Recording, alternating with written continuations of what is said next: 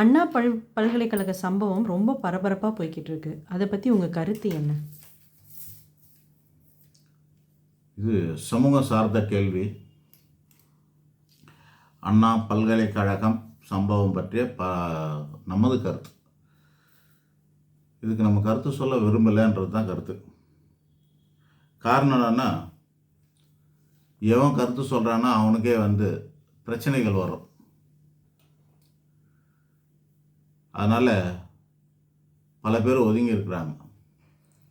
இப்போது சினிமாக்காரங்களாம் எல்லாத்துக்கும் கருத்து சொல்லின்னு இருந்தாங்க. அவங்க பாதுகாப்பு உணரும்போது கருத்து சொல்லுவாங்க. இப்போ அவங்களுக்கு பாதுகாப்பு இல்லை. அதனால் இப்போ அவங்களால கருத்து சொல்ல முடியல. முன்னாடி தேவையில்லாததுக்கு எதுக்கோ கருத்து சொல்லுவாங்க. கோயிலெலாம் அவசியமா,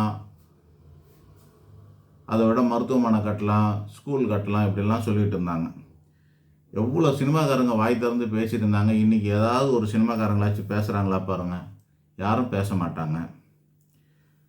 காரணம் என்னன்னாக்கா, அரசியல் சூழல் அப்படி இருக்குது. இதுக்கு யாரெல்லாம் பொறுப்பு?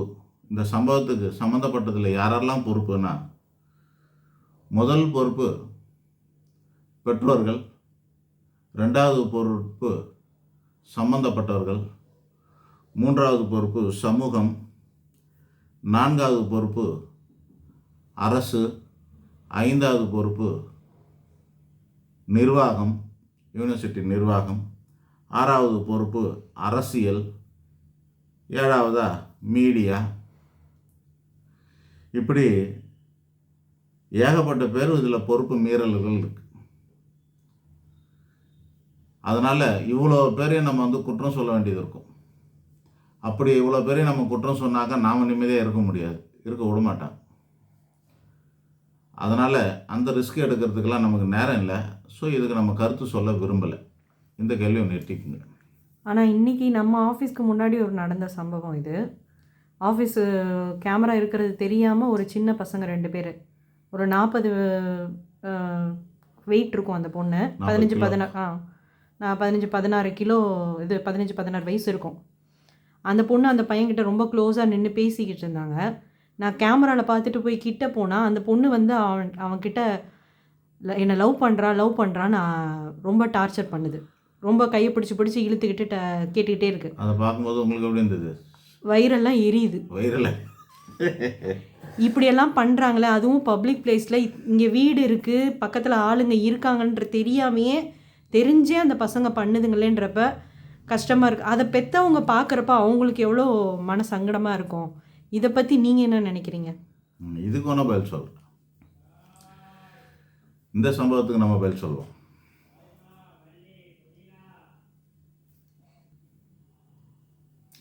முன்னாடி கேள்விக்கு நான் சொன்ன மாதிரி தான், இவ்வளோ பேர் பொறுப்பு இருக்கிறாங்கன்றது தான். இவ்வளோ பேருக்கும் தங்களோட பொறுப்புகளை சரிவர செய்யாதனால தான் இந்த பிரச்சனை. இதில் சட்டம் சில பொறுப்பு வகிக்குது. அந்த சட்டம் சரிவர பொறுப்பு வகிக்காததுனால தான் இந்த பாதிப்பு. உதாரணத்துக்கு 18 வயசுங்கிறது ஒரு மேஜர் வயசாக சொல்லுது. 18 வயசு மேஜர் வயசு அப்படின்னா, பள்ளி பருவங்களில் காதல் செய்கிற மாதிரி படம் எடுக்கிறதுக்கு அலோவ் பண்ணலாமா? அது சென்சார் போர்டு அலோவ் பண்ணலாமா? அதெல்லாம் பார்க்கறதுனால தானே இந்த பாதிப்பு வருது. இவ்வளோ காலமாயும் இவ்வளோ வசதி இருக்குது, விஞ்ஞான வளர்ச்சி இருக்குது, இன்னும் ஓடிடிக்கெல்லாம் சென்சார் போர்டு இல்லையே. ஓடிடி தளங்களுக்கு சென்சார் போர்டு இல்லை. அதுக்கு அந்த படத்துக்கு வர்றதுக்கு சில விளம்பரங்கள் வருது பாருங்கள். அந்த விளம்பரத்துக்கு, அந்த ஓடிடி தளத்துக்கு விளம்பரம் கொடுக்குறான். இப்போ கூட ஒரு விளம்பரம் ஓடிக்கிட்டு இருக்குது, அங்கம்மா கோல்டு டிவின்னு. அந்த விளம்பரத்தை பார்க்க முடியாது, அவ்வளோ அசிங்கமாக இருக்கும். விளம்பரமே எப்படி இருக்குன்னா, அந்த சேனலுக்குள்ளே என்ன படம் போடுவாங்க, எப்படி இருக்கும், என்ன நிகழ்ச்சி நடத்துவாங்கன்றது. ஆக சட்டம் கொடுக்குறத மிஸ்யூஸ் பண்ணுறாங்க. சுதந்திரத்தை மிஸ்யூஸ் பண்ணுறது. மனுஸ்ருதி அப்படின்னு ஒன்று ரொம்ப விமர்சனப்படக்கூடிய ஒரு நூல் இருந்தது. இப்போ யாரும் அதை ஃபாலோ பண்ணுறது இல்லை, அது இல்லை, யாரும் இல்லை. எதெல்லாம் நமக்கு பிடிக்கல அதெல்லாம் நம்ம ஒதுக்கிடுவோம். நடைமுறைப்படுத்த முடியலனாலும் ஒதுக்கிடுவோம். அது என்ன சொல்லுதுன்னா, பெண்களுக்கு அதிகப்படியான சுதந்திரம் கொடுக்கக்கூடாதுன்னா, ஏன் கொடுக்கக்கூடாதுன்னு ஒரு காரணம் சொல்லும். பெண்கள் தான் இந்த உலகத்தின் அஸ்திவாரம், ஆணிவேர், ஒழுக்கம், கலாச்சாரத்துக்கெல்லாம் பொறுப்பாளர். வேலியை பயிரை மேயக்கூடாது. அந்த மாதிரி கலாச்சாரத்துக்கும் ஒழுக்கத்துக்கும் அதிகாரியாக இருக்கக்கூடியது பெண்கள் தானே கடவுள் படைச்சிருக்கார். ஆண்களுக்கு தனி தெளிச்சு விட்டுட்டாருன்னு அர்த்தம் கிடையாது. பெண்களை தான் ஒழுக்கத்துக்கு அதிகாரியாக படைச்சிருக்கார். அதனால் அவங்க இப்படிலாம் இருக்கணும்னு சொல்லியிருக்கார். ஆனால் மனுஸ்ருதி என்ன சொல்லுது, அவங்களுக்கு சுதந்திரம் இன்னும் கொடுத்தோம்னா அது மிஸ்யூஸ் ஆகும், அப்யூஸ் ஆகும்னு சொல்லுது. அவங்களால கட்டுப்படுத்திக்க முடியாது, சுதந்திரத்தை மிஸ்யூஸ் பண்ணுவாங்கன்னெல்லாம் அது சொல்லுது. அதனால தான் அதை போட்டு எரிக்கிறாங்க பல பேர். மனுஸ்ருதி இப்படிலாம் சொல்லுதுங்கிறதுனால தான் பெண்களுக்கு எதிரானது அப்படின்னு பேசிக்கிறாங்கல்ல, அதில் இந்த உண்மையெல்லாம் இருக்கிறதுனால தான். ஸோ கல்வி எவ்வளோ முக்கியமானது, கல்வி மிக சிறந்தது, கல்வி அவசியமானது. அந்த காலத்தில் கல்வி பெண்கள் கூட படித்தாங்க. ஆனால் யாருமே குருகுலத்தில் போய் படிக்கலை. ஆண்கள் தான் குருகுலத்தில் போய் படித்தாங்க. குருகுலங்கிறது என்னென்னா இன்றைக்கி ஹாஸ்டல் மாதிரின்னு வச்சுக்கங்களேன். ஒரு கல்லூரியிலே ஹாஸ்டல் இருக்கும், யூனிவர்சிட்டியில் ஹாஸ்டல் இருக்கும். அங்கேயே இருந்து தங்கி அங்கேயே படிக்கிறது தான் அது. அந்த மாதிரி தான் குருகுலம் கல்வின்றது அந்த காலத்தில். அப்போ அவங்க ஆண்களுக்கு மட்டும்தான் அந்த குருகுல கல்வியெலாம் இருந்தது, பெண்களுக்கு கிடையாது. ஆனால் பெண்கள் படிக்கவே இல்லைன்னா எல்லாம் படித்தாங்க. ஔவையார் படித்தாங்க, காரைக்கால் அம்மார் படிச்சிருக்கிறாங்க, மங்கையர்கரசியார் படிச்சிருக்காங்க. இந்த மாதிரி எண்ணற்றவங்க, ராஜா வம்சத்தில் இருக்கிறவங்க பல பேர் படிச்சிருக்கிறாங்க. படிச்சு அதை சிறப்பாக கையாண்டு இருக்கிறாங்க. இதெல்லாம் உண்டு. ஆனால் இன்றைய காலத்தில் இதெல்லாம் தவிர்க்க முடியாது. கண்டிப்பாக எல்லாருக்கும் சமமாக இருக்கணும்னு சொல்லும்போது எல்லாமே உண்டு. ஆனால் இதை சட்டம் என்ன சொல்லுது, 18 வயசுங்கிறது ஒரு மினிமம் எலிஜிபிலிட்டிங்கிற மாதிரி, ஓட்டு போடுறதுக்கு 18 வயசு அவசியங்கிற மாதிரி, காதல் செய்வதற்கு 18 வயசு அவசியம்னு சொல்கிறாங்க. சமூகத்தில் தவறான படங்கள் நிறைய வர்றதுனாலையும், பள்ளி பருவத்திலே காதல் செய்கிற மாதிரி படங்கள் வருவதெல்லாம் இந்த சட்டம் தடுக்காத விட்டது தான் குற்றம். அரசும் அரசியல்வாதிகளும் நீதிமன்றங்களும் இதெல்லாம் தடுக்காமல் விட்டுறது தான் குற்றம். முதல் குற்றவாளி இவர்கள் தான். 18 வயசுங்கிறது ஒரு பர்மிஷன் கிடையாது. 18 வயசு ஆயிடுச்சு அதனால் நீங்கள் லவ் பண்ணலாங்கிறது ஒரு பர்மிஷன் கிடையாது. குற்றம் இல்லைங்கிறது தான் அர்த்தம். இப்போ சுப்ரீம் கோர்ட்டு சொல்லியிருக்குது, திருமணம் கடந்த உறவு அப்படின்னு ஒரு வார்த்தையை சொல்லி விட்டுரும். கள்ளக்காதல்னு சொல்லக்கூடாது, பேர் வைக்கிறாங்க. சுப்ரீம் கோர்ட் பேர் வைக்குது. கள்ளக்காதல்னு சொல்லக்கூடாது, திருமணம் கடந்த உறவுன்னு. அப்புறம் லிவிங் டுகெதர்னு ஒரு உறவு முறை இருக்குது. இந்த உறவு முறைக்கெல்லாம் சட்ட அங்கீகாரம் கிடையாது, சட்டம் அங்கீகரிக்கவில்லை. ஆனால் அதை குற்றம்னு சொல்லலை. குற்றம்னு சொல்லாததால் இதெல்லாம் பவித்திரமானதுன்னு அர்த்தம் கிடையாது. இதை ஃபாலோ பண்ணணும்னு அர்த்தம் இல்லை. குற்றம் இல்லை என்பதற்காக இவையெல்லாம் ஏற்றுக்கொள்ளப்படும் அர்த்தம் கிடையாது. யாராவது அதில் சூழலை விழுந்துட்டு அவங்க தண்டிக்கப்படக்கூடாது என்பதற்காக கொடுக்கப்பட்டது தான் இந்த 18 வயசு, லிவிங் டுகெதர், திருமணம் கடந்த உறவு. இதெல்லாம் அவங்க இந்த உணர்வுகளுக்காக அவங்க தண்டிக்கப்பட்டுவிடக்கூடாது என்பதற்காக கொடுக்கப்பட்ட ஒரு நீதி வரமுறைன்னு அர்த்தம். ஆனால் அதனால் சுப்ரீம் கோர்ட்டு நமக்கு அங்கீகாரம் கொடுத்ததா அர்த்தம் எடுத்துக்கிறாங்க எல்லாரும். கோர்ட்டு சொல்லிடுச்சு. சரி, கோர்ட்டு சொல்லிடுச்சு. இப்போ ஒரு பெற்றவங்களாக இருக்கிறாங்க, 18 வயசு ஆயிடுச்சு, +2 முடிச்சிட்டாங்க. பெண்ணோ பிள்ளையோ, இங்கே ஆண் பெண்ணுன்றது விஷயத்துக்கு வராதிங்க. பெண் அல்லது பிள்ளை, அவங்க பெற்றவங்க காலேஜுக்கு அனுப்புகிறாங்க. வெளியூரில் இருந்து சென்னைக்கு அனுப்புகிறாங்க, போய் அந்த காலேஜில் படிச்சுட்டு வான்னு, ஹாஸ்டலில் தங்கி படிச்சுட்டு வான்னு அனுப்பி வைக்கிறாங்க. லோன் வாங்குறாங்க, கடன் வாங்குறாங்க, நகை வைக்கிறாங்க, வீடை வைக்கிறாங்க, எப்படியோ பணத்தை கட்டி அனுப்பி வைக்கிறாங்க. யாராவது ஒரு பெற்றோராவது உனக்கு 18 வயசு ஆயிடுச்சு, உனக்கு தேவைப்பட்டதுன்னா நீ லவ் பண்ணிக்கோ அப்படின்னு சொல்லி வாழ்த்தி அனுப்புகிறாங்களா? ஏன் அனுப்புறதில்லை? 18 வயசுனா லவ் பண்ணுற வயசு கிடையாது. அது அப்போ கூட மெச்சூர்டாக இருக்க மாட்டாங்க. அதான் கோர்ட்டு தான் பர்மிஷன் கொடுத்துச்சு. ஆனால் மெச்சூரிட்டி இருக்காது அந்த வயசில். அவ்வளோதான், மெச்சூரிட்டி கிடையாது. இது லேர்னிங் ப்ராசஸ். இந்த 18லேருந்து 21 வயசுங்கிறது தெரிந்து கொள்வதற்கு, கற்றுக்கொள்வதற்கான வயது தான ஒழிய ப்ராக்டிக்கலுக்கு ஈடுபடுவதற்கான வயது அல்ல. பேதை, பெதுமை, மங்கை, மடந்தை, அறிவை, தெளிவை, இந்த மாதிரி ஒரு 7 வகையான பருவங்கள் இருக்கு. ஆக 7 7 7 7 21 அப்படின்னும் போது 21 வயசு, 14லேருந்து 21 வயசு வரைக்கும், அதாவது நம்ம சாஸ்திரத்தில் என்ன சொல்லுதுன்னா, வேதங்களில் முதல் 7 வயசு அப்படிங்கிறது இன்டெக் ப்ராசஸ். எல்லாத்தையும் உள்ளே வாங்கிக்கிட்டு இருக்கு. இன்ஸ்டலேஷன், அதாவது ஒரு கம்ப்யூட்டர் வச்சிங்கன்னா அதில் சாஃப்ட்வேர் போட்டு இன்ஸ்டால் பண்ணுவாங்க தெரியுமா? அது மாதிரி இன்ஸ்டால் பண்ணுறது மாதிரி உலகத்தில் இருக்கிற விஷயங்களெல்லாம் இன்ஸ்டாலேஷன் நடந்துக்கிட்டு இருக்குது நம்மளுடைய மூளைக்குள்ளே, நம்மளுடைய மனசுக்குள்ளே, நம்மளோட கேரக்டருக்குள்ளே. இது முதல் 7 வருஷம் எல்லாமே உள்வாங்குதல் நடந்து கொண்டு இருக்கும். அடுத்த 7 வருஷம் 14 வயசுக்குள்ள உணர்வுகள் கட்டமைக்கப்படுகிறது. உணர்வுகள் கட்டமைக்கப்படுகிற வயசு என்னன்னா 7லேருந்து 14 வயசு. 14 வயசுலேருந்து 21 வயசுன்றது என்னென்னா கேரக்டர் ஃபார்ம் ஆகக்கூடியது. ஒரு ஆளோட குணநலன்கள் ஃபார்ம் ஆகக்கூடிய வயசு. இன்னும் கேரக்டர் ஃபார்ம் ஆகலை, ஆக போகுது. 21 வயசில் தான் கம்ப்ளீட் ஆகும். 21 வயசில் அவங்களோட கேரக்டர் ஃபுல்லாக ஃபார்ம் ஆகிடும். ஒரு இட்லி வைக்கிறாங்க, அவிக்க வைக்கிறாங்க. அது அவிச்சு இருக்கும்போது அந்த ப்ராசஸ் டைமில் போயிட்டு திறந்து நீங்கள் விரல விட்டு பாருங்கன்னா ஒன்று அது இன்னும் அவிஞ்சிச்சா, லிக்விடாக இருக்கா, அல்லது சாலிட் ஆகிடுச்சா, அல்லது ரெண்டும் கலந்த மாதிரி நொதன்னு இருக்கா, இப்படிலாம் இருக்குமா இருக்காதா? அந்த ப்ராசஸ் டைம் இது 14லேருந்து 21 வயசு. 21 வயசுக்கு மேலே தான் அவங்களுக்கு போதுமான அறிவு பெற்று விடுவார்கள். அதுக்கப்புறம் தான் லவ் பண்ணணும் அப்படிங்கிறது தான் சரியான வழிமுறை. இந்த ஒரு வழிமுறையை பெற்றோர்கள் முதல்ல பிள்ளைகளுக்கு சொல்லிக் கொடுக்கவில்லை. டூஸ் சொல்கிறதுக்கு முன்னாடி டோன்ட்டை சொல்லிக் கொடுக்கணும். நீ எக்காரணத்துக்கு கொண்டு லவ் பண்ணக்கூடாதுன்னு சொல்லிக் கொடுக்கணும். காதல் கெட்டதா அப்படின்னாக்கா காதல் புனிதமானது தான். ஆனால்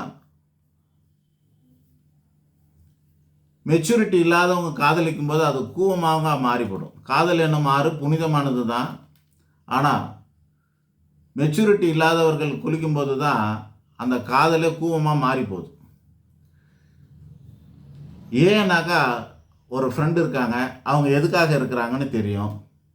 ஒரு பாய் ஃப்ரெண்டு இருக்காங்க, பாய் ஃப்ரெண்டுக்கான மீனிங் என்ன? லவர்னா என்ன அர்த்தம்? காதலர்னா என்ன அர்த்தம்?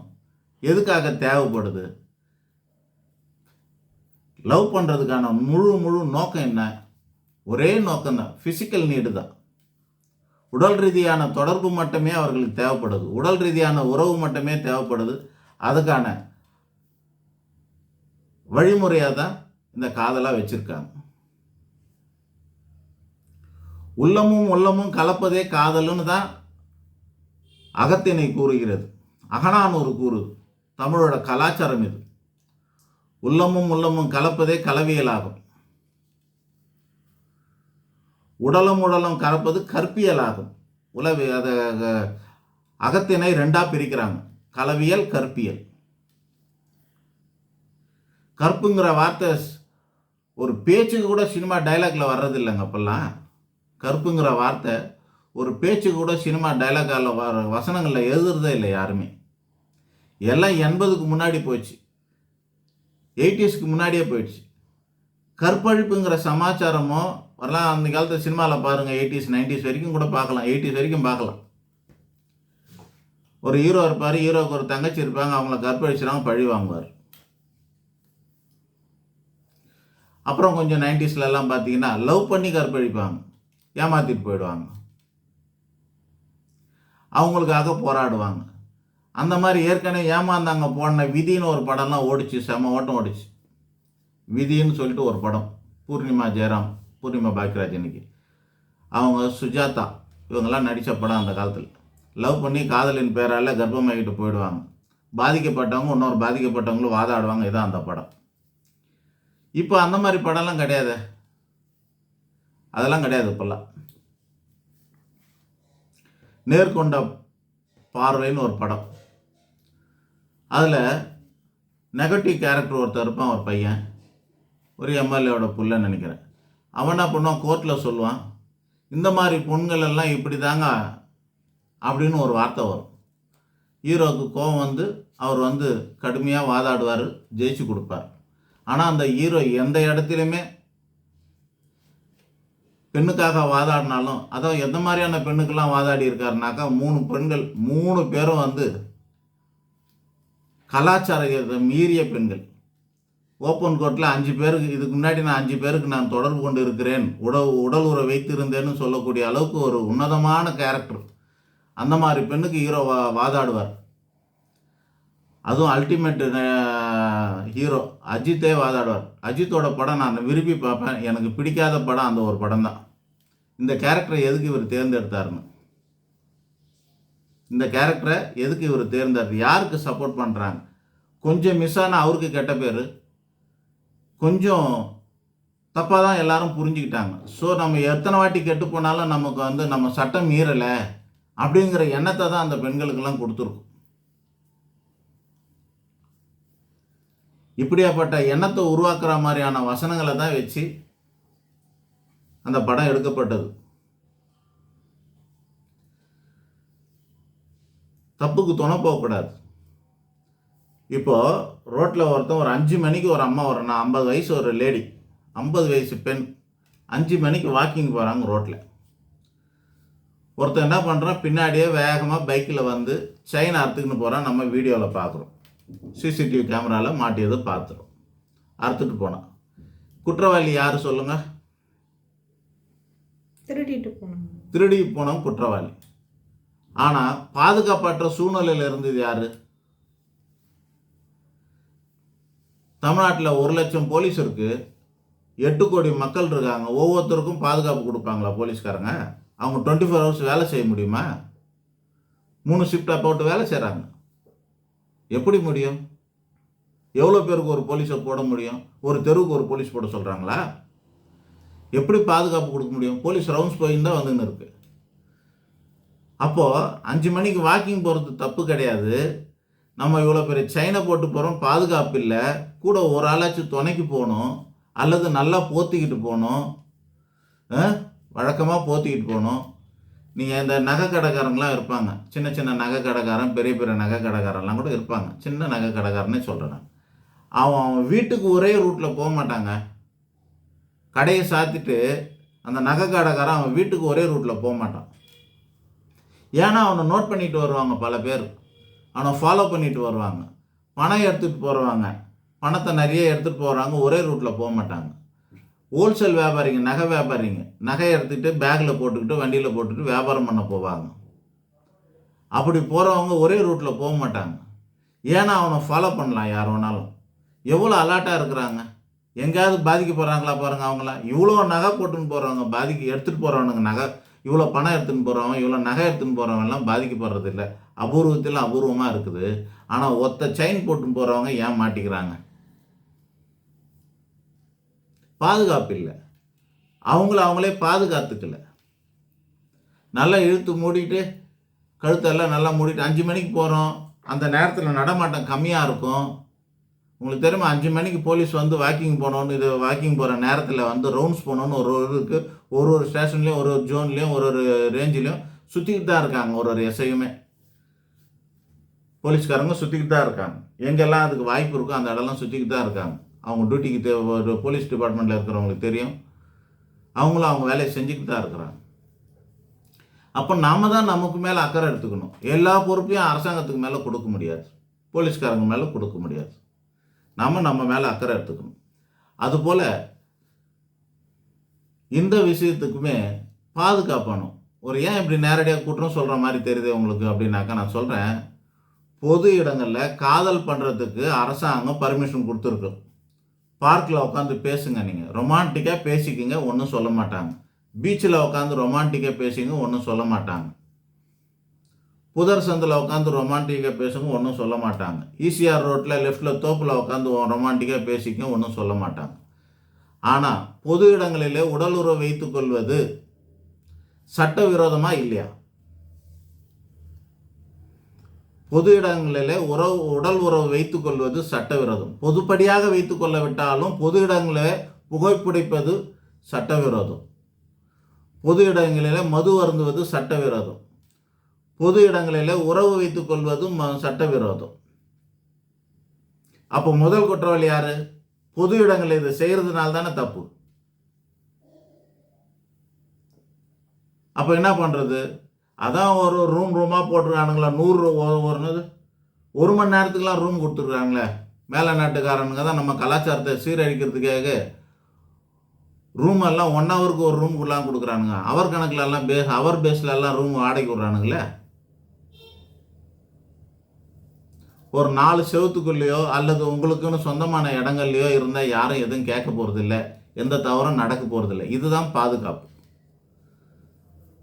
உங்களுக்கு அந்த வசதி வாய்ப்பெல்லாம் இல்லை அப்படிங்கிற காரணத்துக்காக நீங்கள் பொது இடங்களில் செய்யும்போது தாங்க பிரச்சனை ஆகுது. பொது இடங்களில் அநாகரிகமாக நடக்கும்போதும் அத்துமீறும் போது தான் பிரச்சனை ஆகுது. டெய்லி ஒரு 10 கேஸ் போடுங்க பீச்சில் போய். நாங்களாம் பீச்சுக்கு போய் பல வருஷம் ஆகுது, போக முடியாது. பல வருஷம் ஆகுது. என் குழந்தைங்கள்லாம் இருக்காங்க, அவங்களெல்லாம் நாங்கள் பீச்சுக்கு அழைச்சிட்டு போகிறதே கிடையாது, அழைச்சிட்டு போனதே கிடையாது. அதிகாலையில் போயிருக்கிறேன் சன் ரைஸ் ஆகிறதெல்லாம் காட்டுறதுக்கு. மற்ற நாளெல்லாம் சாதாரண நாளெல்லாம் போக முடியாது பீச்சு பக்கம்லாம். என்ன காட்ட சொல்கிறீங்க அங்கே போய் பீச்சில்? என்ன உட்காந்து பேசுறது? என்ன நடக்குது அங்கே பீச்சில்? அவங்க பாட்டு அதெல்லாம் கண்டுக்காமல் நம்ம போயிட்டு வந்துட்டு இருக்க முடியுமா? அதெல்லாம் போலீஸ் அவங்களெல்லாம் அரெஸ்ட் பண்ணலை. அவங்களெல்லாம் அரெஸ்ட் பண்ணி பொது இடங்களை அந்த தவறு செய்ததுக்காக அத்துமீறிய குற்றத்துக்காக அவங்களுக்கெல்லாம் ஃபைன் பண்ணணும் அல்லது கடுமையாக தண்டிக்கணும். தினமும் 10 கேஸ் போடுங்க பொது இடங்களில் இந்த மாதிரி கூடுறவங்கள. எதாவது நடக்குமான்னு பாருங்கள். நான் ராத்திரியில் 10 மணிக்கு கேட்க நகரில் ஒரு வாக்கிங் ஏரியாவுக்கு போவேங்க. 10 மணிக்கு வாக்கிங் போவேன், 11 மணிக்கு வருவேன். 1 ஹவர் வாக்கிங். அந்த லைட்டெல்லாம் அங்கங்கே இருக்கும், லைட்டெல்லாம் ஒன்றும் பிரச்சனை இல்லை. ஆனால் மரங்கள் நிறைய இருக்கும் கேட்க நகரில். அதெல்லாம் அவென்யூ செக்டர்ஸ் எல்லாமே நேர்ச்சாலைகள், மரங்கள் நிறைய இருக்கும். அதனால் வெளிச்சம் சரியாக தெரியாது, லைட்டெல்லாம் மறைச்சிரும். மரங்களே அந்த வெளிச்சத்தெல்லாம் மறைச்சிரும். அங்கங்கே பெஞ்சு கட்டி விட்ருக்காங்க வாக்கிங் போகிறவங்களுக்காக பகல்லன்னு சொல்லிட்டு. சரி, பகலில் வாக்கிங் போகிறதுக்காக பல பேர் போகிறாங்க, அதனால் பெஞ்சு கட்டி விட்ருக்குறாங்க கார்பரேஷனில், ஸ்மார்ட் சிட்டியில் வந்துடுச்சின்னு சொல்லிட்டு. சரி, நல்ல விஷயந்தான். ராத்திரி 10 மணிக்கு அங்கேயே அந்த பெஞ்சிலே உட்காந்து ஆணும் பெண்ணும் தண்ணி அடிக்கிறதும் லவ் பண்ணுறதும், அந்த இடத்துல ஆர்டர் பண்ணி ஃபுட்டு வர வச்சு அங்கேயே சாப்பிட்றதும் அந்த இடத்துல வருது. நீங்கள் அந்த ரோடு போய் பாருங்கள். பப்ளிக் பிளேஸில் என்னத்துக்கு இதெல்லாம் பண்ணுறாங்க? பொது இடங்களில் அத்துமீறினா அசம்பாவிதம் நடக்க தான் செய்யும். அது குற்ற செயல். முதல் குற்றவாளி பொது இடங்களை அத்துமீறுவர்கள் தான் முதல் குற்றவாளி. பொது இடங்களில் அத்துமீறுவர்கள் தான் முதல் குற்றவாளி. 3 வாட்டி சொல்கிறேன் நான். அது யாராக இருந்தாலும். கலாச்சார வகுப்பு இல்லை, பர்சனல் டெவலப்மெண்ட் இருக்குது, கலாச்சார வகுப்பு இல்லை. தாமுன்னு ஒரு நடிகர் அங்கங்கே போய் பேசுவார், பள்ளிக்கூடங்களெல்லாம் போய் பேசுகிறார், குழந்தைங்களுக்கு புத்திமதி சொல்கிறார். உங்கள் அம்மா அப்பாலாம் எவ்வளோ கஷ்டப்பட்டு உங்களை படிக்க வைக்கிறாங்க, நீங்கள் இந்த சின்ன வயசில் காதலில் விழாதீங்கன்னு சொல்லி அவர் புத்தி சொல்கிறார். உடனே அவர் மேலே அது கண்டனம் தெரிவிக்கிறது. குழந்தைங்களுக்கெல்லாம் குற்ற உணர்வை ஏற்படுத்துகிறாங்க, காதலில் விடக்கூடாதுன்னு சொல்கிறாரு. விட்டா 18 வயசுக்குள்ளேயே லவ் பண்ணுங்கன்னு ஒரு இயக்கம் ஆரம்பிச்சிருவாங்க போல இருக்குது. நல்லதை தானே சொல்லிக் கொடுக்குறான் அந்த மனுஷன். பொறுப்பாக இருங்க, படிக்க வைக்கிறாங்க, படிங்க, உங்கள் வீட்டில் எவ்வளோ கஷ்டப்படுறாங்க அப்படின்னு அந்த ஃபீல் பண்ணுதுங்க. அந்த குழந்தைங்கள்லாம் அதை ஃபீல் பண்ணி அழுதுங்க. அழ வச்சுட்டாருன்னு சொல்லிட்டு அவர் மேலே கேஸ். கலாச்சாரத்தை போதிக்கவே மாட்டீங்களாப்பா, வேணுமனே கலாச்சாரத்தை சீரழிக்கிறீங்களே. சினிமாவில் சீரழிக்கிறீங்க, பள்ளிக்கூடங்களை கலாச்சாரம் சொல்லித் தரதில்ல, பெற்றோர்கள் கலாச்சாரத்தை சொல்லித் தர்றதில்ல. என்கிட்ட ஜோசியத்துக்கு வருவாங்க. 25 வயசு பொண்ணு ஒன்று வருது, லவ் பண்ணுறேன்னு சொல்லிட்டு. ஏகப்பட்ட பேர். சரி, 25 வயசில் லவ் பண்ணுறதுல என்ன தப்பு இருக்கு? பார்த்தா அது நான் 9 வருஷமாக லவ் பண்ணுறேன்னு, 10 வருஷமா 9 வருஷமா லவ் பண்ணுறேன். 16 வயசுலேருந்து லவ் பண்ணிக்கிட்டு இருக்கிறாங்க. ஒரே ஒரு சந்தோஷம், 9 வருஷமா ஒரே ஆளை லவ் பண்ணுறாங்க. அதுவே பெரிய விஷயமா இருக்கும். இல்லைன்னா மெச்சூரிட்டி ஆனதுலேருந்து 18லேருந்து 25 வயசுக்குள்ளே கல்யாணம் ஆகிறதுக்குள்ளே பிரேக்கப்னு 5 பிரேக்கப். இந்த காலத்து காதல் கன்றாவியாக இருக்குது. இந்த கன்றாவில் விழுந்து இருந்து வந்தாங்கன்னா இன்னொரு வீட்டில் போய் விளக்கேற்ற போகிறாங்க.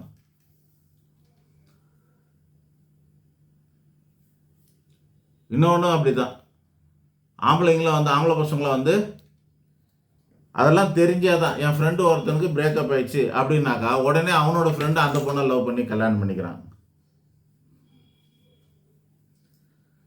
அவங்க கவலைப்படல, வாழ்க்கைக்கு வழிவிடும். ஒரு பழைய காலத்து ஒரு ஜெய்சங்கர் படம் ஒன்று இருக்கும். வழிக்கு வந்தவங்களுக்கு வாழ்க்கை கொடுக்க போகிறேன்னு ஒரு அட்வர்டைஸ்மெண்ட் பண்ணுவார். நம்ம இப்போ வடிவேல் படத்தில் வந்த மாதிரி, இது யார் இவன் பார்த்துட்டான் அவன் பார்த்துட்டான் இவனு சொல்லிட்டு எல்லா இடத்துலையும் இப்படி ஆன மாதிரி ஒரு கதை இருக்கும், ஜோக்கு இருக்கும். அந்த மாதிரி ஒரு 5 குழந்தையோட ஒரு பொம்பளை எனக்கு கேட்பாங்க, எனக்கு அந்த கல்யாணம் பண்ணிக்குவேன்னு. அவர் சொன்ன, இது நாங்கள் இத்தனை குழந்தை இருக்குன்னா, இது பஞ்சாப் காலுக்கு நாங்கள் இது இவர் அது அவர் ஒரு மலையாளி ஒரு ராஜஸ்தானின்னு ஒரு 5 பேர் ஊரை பேரெல்லாம் சொல்லும். அப்புறம் சொல்லுவார் அவர், நான் வழிக்கு விழுந்தவங்களுக்கு வாழ்க்கை கொடுக்கலான்னு நினச்சி, நீ வழிக்கு விழுந்தவங்களுக்கு நம்ம எப்படி கொடுக்க முடியும்னுவார். ஜோக்காக இருக்குது, பிளாக் அண்ட் ஒயிட் வாரத்தில் இருக்குது. அந்த காலத்துலேயே ஒரு சூழலில் பிரேக்கப் ஆனால் ஒரு ஆளை பற்றி ஒரு ஆள் புரிஞ்சுக்கிட்டாங்க. சரி, அவங்களுக்கு ஒத்து வரல, ஓகே இதுனா பரவாயில்ல, சுதாரிச்சுக்கிட்டாங்க, நல்ல விஷயம். ஆனால் எத்தனை வாட்டி அந்த மாதிரி பண்ணுறது? ஆணாக இருந்தாலும் சரி, பெண்ணாக இருந்தாலும் சரி, நீ காமனாக எடுத்துக்கணும். யாரையும் ஒரு குறிப்பிட்ட இனத்துக்காக பேசலை, காமனாக எடுத்துக்க சொல்கிறேன். ஒரு ஆணே எத்தனை பிரேக்கப் பண்ணிப்பான்? என்ன இருக்குது தெரிஞ்சுக்குங்க. அன்பு வேற, பாசம் வேற, காதல் வேற, காமம் வேற. எல்லாத்தையும் ஒன்றா போட்டு குழப்பிக்கிறது.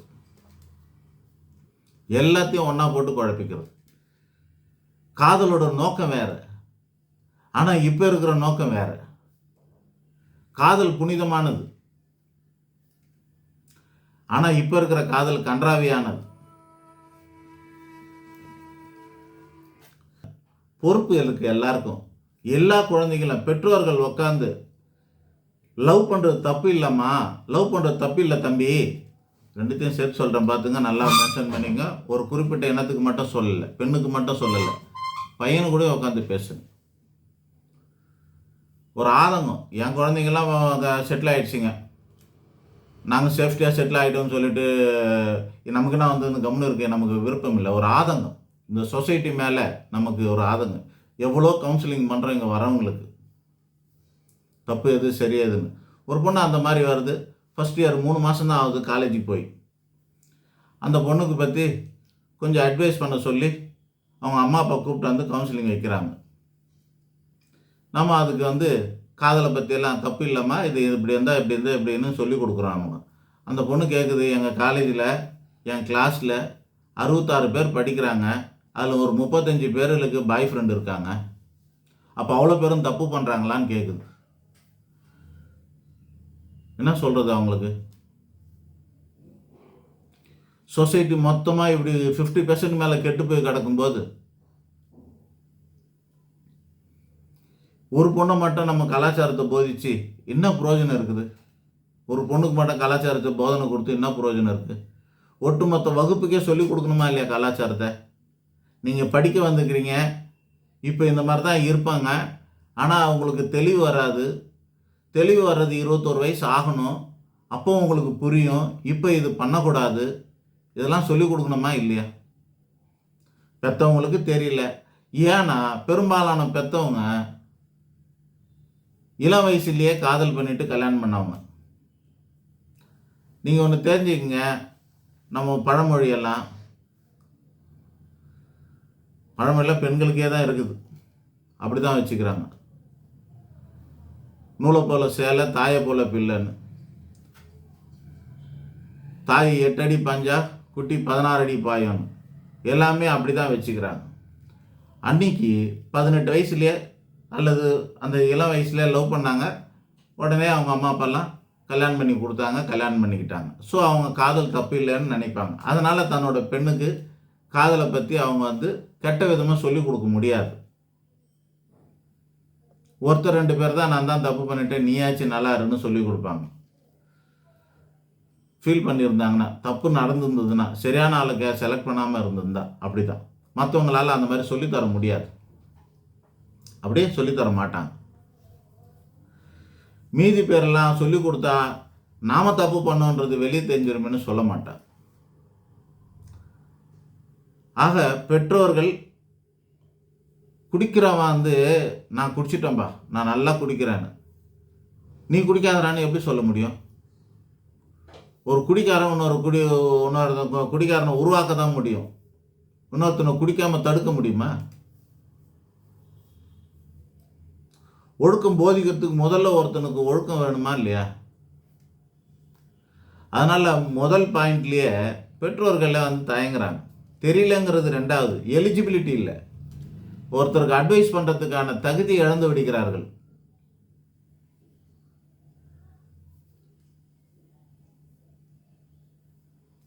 இவங்க இதை பற்றி தெரிஞ்சுக்கணும், அதை அவங்க ஃபாலோ பண்ணவங்களா இருக்கணும், அவங்க அடுத்தது குழந்தைங்களுக்கு சொல்லிக் கொடுக்கணும்.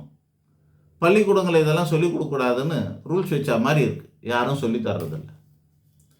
தனியாக போய் எங்களை மாதிரி ஆளுக்கிட்ட பணம் கொடுத்து தான் கற்றுக்க வேண்டியதாக இருக்கு.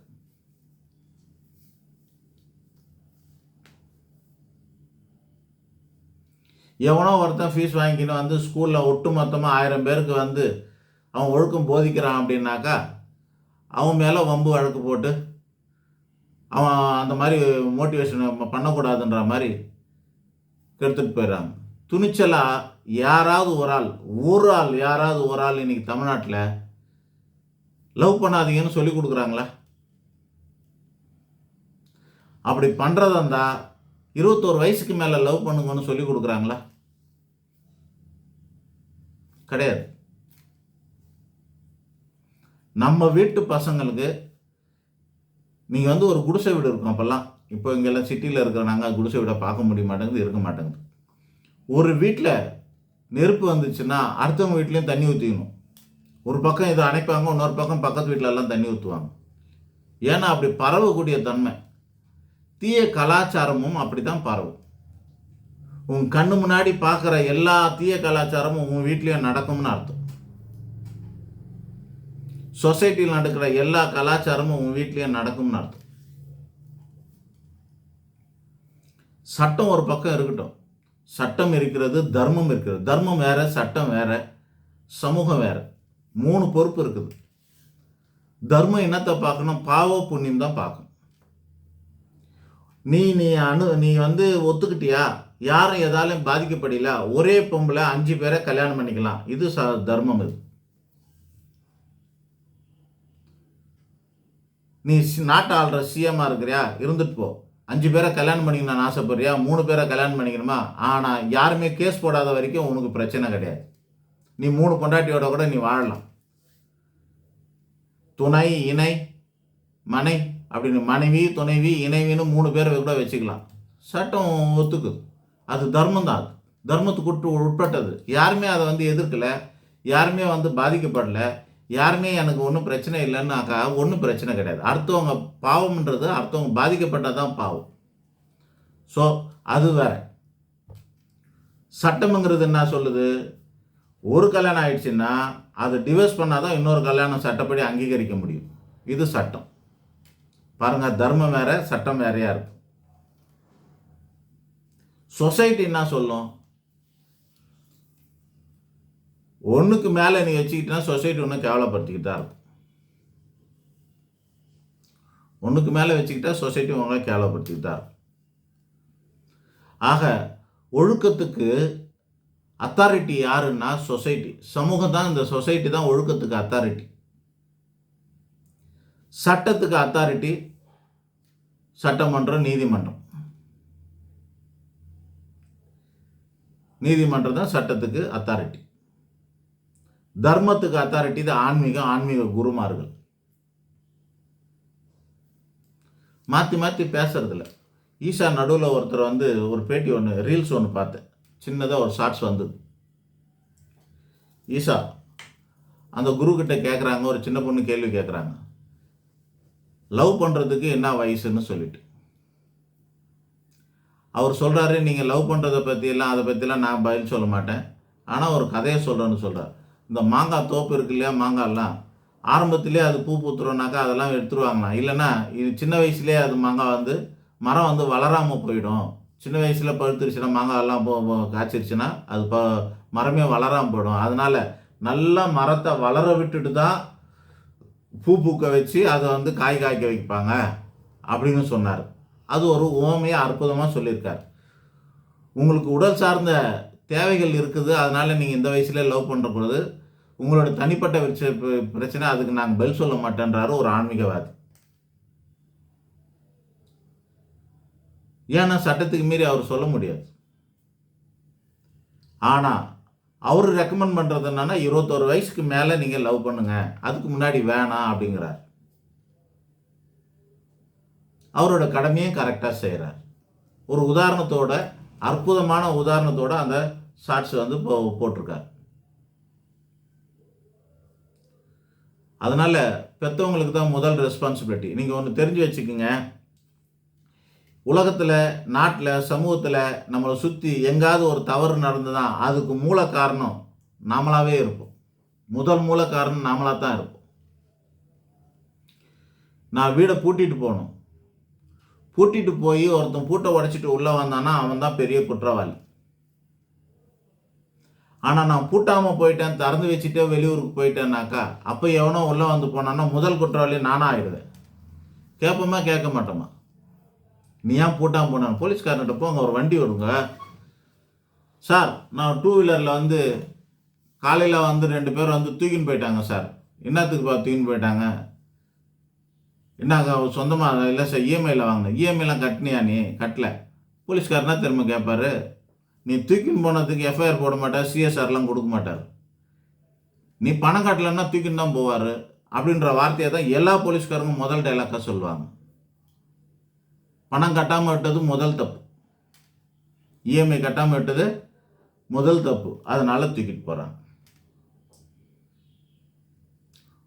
ஒரு லோன் வாங்குறீங்க, பணம் கட்டலை, வாசலில் வந்து பேங்க்காரன் கண்டமணி கத்துறான், அது சட்டவிரோதம். வீட்டுக்கு வந்து பண்ணக்கூடாது. லீகலாக நோட்டீஸ் அனுப்பணும், லீகலாக நடவடிக்கை எடுக்கணும், சட்ட ரீதியான முயற்சி பண்ணணும். ஆனால் கலெக்ஷன் பக்கெட் தனியாக வச்சுருப்பானுங்க, கலெக்ஷன் ஏஜென்ட் வச்சுருப்பானுங்க, அவங்கள ஆளை விட்டு இந்த மாதிரிலாம் பண்ணுவாங்க. போய் கம்ப்ளைண்ட் கொடுக்குறோன்னு வச்சுக்கோங்களேன், போலீஸில் போயிட்டு 100க்கு ஃபோன் பண்ணி, பக்கத்தில் போலீஸ் ஸ்டேஷனுக்கு ஃபோன் பண்ணி இந்த மாதிரி 4 பேர் வந்து கலாட்டா பண்ணுறாங்கனாக்கா போலீஸ்காரன் சொல்கிற முதல் டைலாக் இதே தான். லோன் வாங்கினா ஒழுங்காக கட்டணும், கட்டலைன்னா அப்படி தான் பண்ணுவாங்கன்னுவாங்க. அது சீரியஸ் ஆகி அடிதடி ஆகி பிரச்சனை ஆனதுக்கப்புறமா அப்புறம் தான் கேஸ் பதிவாகும். அப்போ முதல் தப்பு எங்கே வருது பாருங்கள், நம்ம தப்பு பண்ணும்போது தான் அந்த அவனுக்கு அடுத்தது. எல்லா விஷயத்துக்கும், வீடு பூட்டுறதுலேருந்து, செயினில் ரோட்டில் வாக்கிங் போகும்போது செயின் அறுத்துன்னு போகிறதுலேருந்து, மினிமம் பாதுகாப்பு நம்மளை பாதுகாத்துக்கணும். பொது இடங்களை அத்துமீறினது முதல் தப்பு அப்படிங்கிறது தெரிஞ்சுக்கணும். இளம் வயசில் காதல் செய்வது தப்பு. காதல்னா என்னன்னு தெரிஞ்சுக்கிறது தான் சரி. காதல்னா என்னன்னு தெரிஞ்சுக்கிறது தான் சரி. காதல்னால என்ன பெனிஃபிட் இருக்குது, உடல் சுகத்துக்காக தான் காதல் பண்ணுறாங்கன்னு நேரடியாக குற்றம் சாட்டுறோம் நம்ம.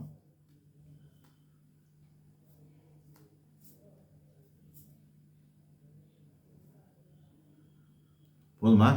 ரொம்ப எமோஷ்னல் ஆயிடுச்சு. எவ்வளோ நேரம் ஆயிடுச்சு? 39 நிமிஷம், 40 நிமிஷம். நன்றி.